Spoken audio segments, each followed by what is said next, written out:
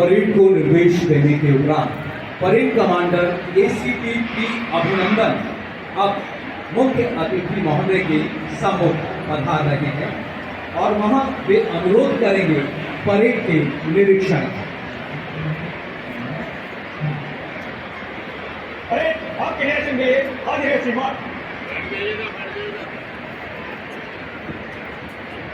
ACP P अभिनंदन ने आदरणीय मुख्यमंत्री महोदय को परेड के निरीक्षण का आमंत्रण दिया और अब निरीक्षण जीप में आदरणीय मुख्यमंत्री महोदय सवार हुए और यहीं से सभी का अभिवादन हाथ हिलाकर स्वीकार किया।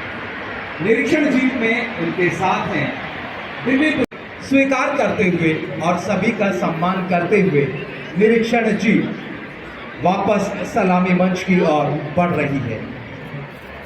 ये अलग शान हमारे गणतंत्र की, हमारे देश की। इसी प्रकार हम इस गणतंत्र के पर्व को सदा सर्वदा इसी हर्ष और उल्लास के साथ मनाते रहें।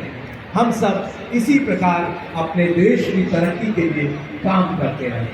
और अब निरीक्षण जीप वापस मंच के पास।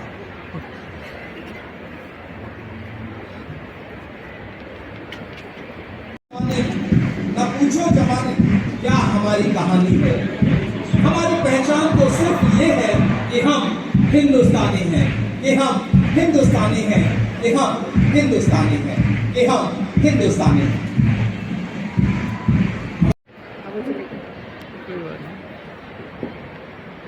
देखो ये आगे सामने फ्रंट में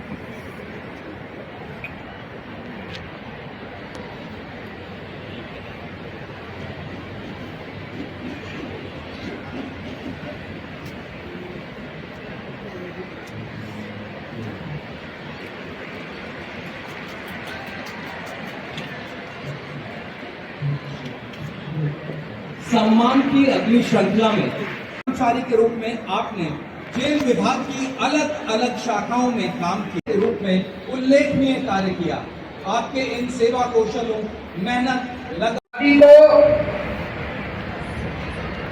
और जनतंत्र को, गणतंत्र को कायम रखने की, संभाल के रखने की और इसको और सुदृढ़ करने की जिम्मेदारी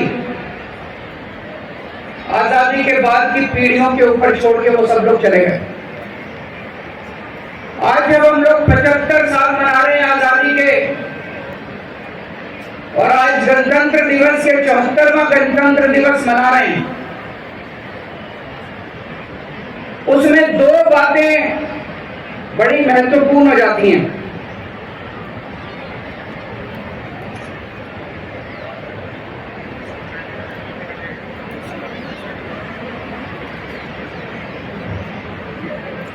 एक तरफ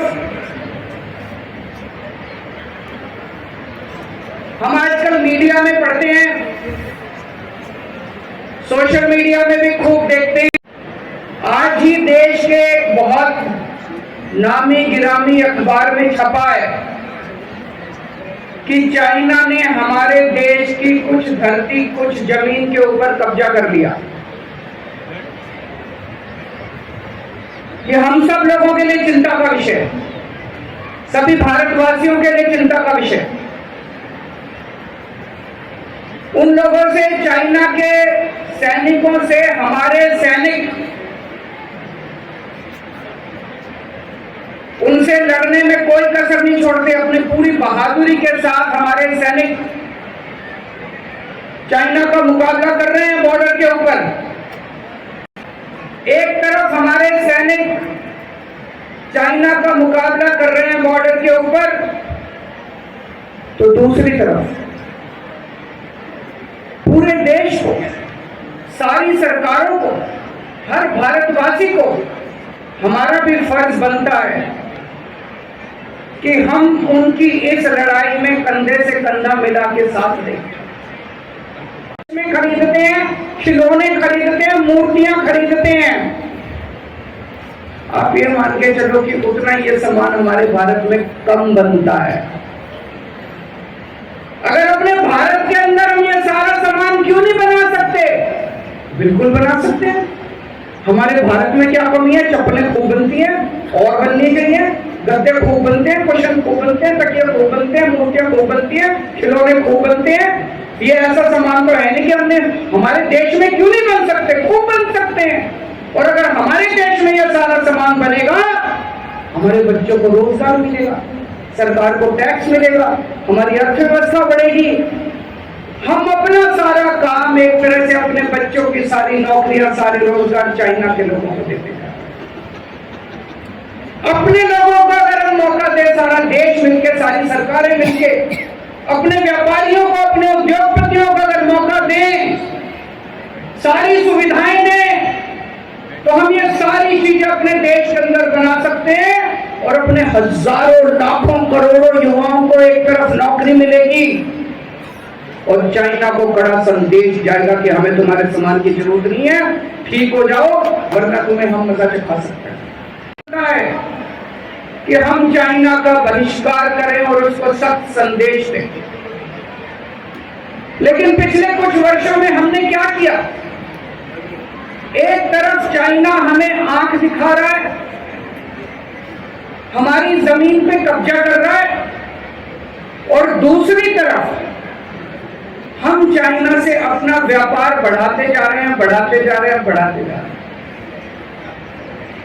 2020 में हम लोगों ने चाइना से $65 बिलियन का सामान खरीदा। $65 बिलियन का सामान खरीदा 2020 में, और 2021 में हमने $95 बिलियन का सामान खरीदा, 50% बढ़ा दिया। हम तो चाइना को और अमीर बनाते जा रहे हैं, उनसे और सामान खरीद रहे हैं, उनको और पैसा दे रहे हैं, हमारे पैसे से वो और हथियार खरीद रहे हैं, और सैनिकों की भर्ती कर रहे हैं, और हमारे ऊपर आक्रमण कर रहे हैं। ये तो सही नहीं है। अगर किसी से झगड़ा हो तो हम उससे और सामान थोड़ी खरीदेंगे, और ज्यादा सामान थोड़ी खरीदेंगे। और क्या खरीद रहे हैं हम चाइना से? चप्पल खरीद रहे हैं, जूते खरीद रहे हैं, गद्दे खरीद रहे हैं, कुशन खरीद रहे हैं, चश्मे खरीद रहे हैं। ये सारी चीजें तो हम भी बना सकते हैं, हमारे देश में ज्यादा अच्छी बन सकती है। जितनी चप्पल, हम जूते, जितने गद्दे, पहले दिल्ली के सरकारी स्कूलों के नतीजे जो आते थे, 80-82% बच्चे ही पास होते थे। पिछले साल 99.7% बच्चे पास हुए हैं। 99.7% बच्चे। प्राइवेट स्कूलों से 6% ज्यादा बेहतर नतीजे आए हैं दिल्ली के सरकारी स्कूलों में। हमारी दिल्ली देश का हेल्थ कैपिटल बन चुकी है। सबसे ज्यादा डॉक्टर आज दिल्ली के अंदर हैं, केवल अपने देश के अंदर नहीं, दुनिया में भी सबसे ज्यादा डॉक्टर आज दिल्ली के अंदर हैं। दिल्ली में 1000 लोगों पे 3 डॉक्टर हैं। ये अमेरिका से ज्यादा है, इंग्लैंड से भी ज्यादा है, कनाडा से भी ज्यादा है, जापान से भी ज्यादा है। वहां पे 2.5 के नीचे हमारे 3 से ज्यादा डॉक्टर है प्रति 1000। हमने बड़े बड़े देशों को, दिल्ली के लोगों ने बड़े बड़े देशों को भी पीछे छोड़ दिया। उसमें एक गाना था,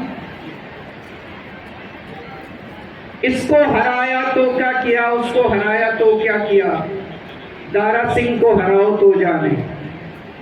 मतलब कि अरे गैरों को हराने से क्या फायदा, बड़े बड़ों को हराओ तो जाने।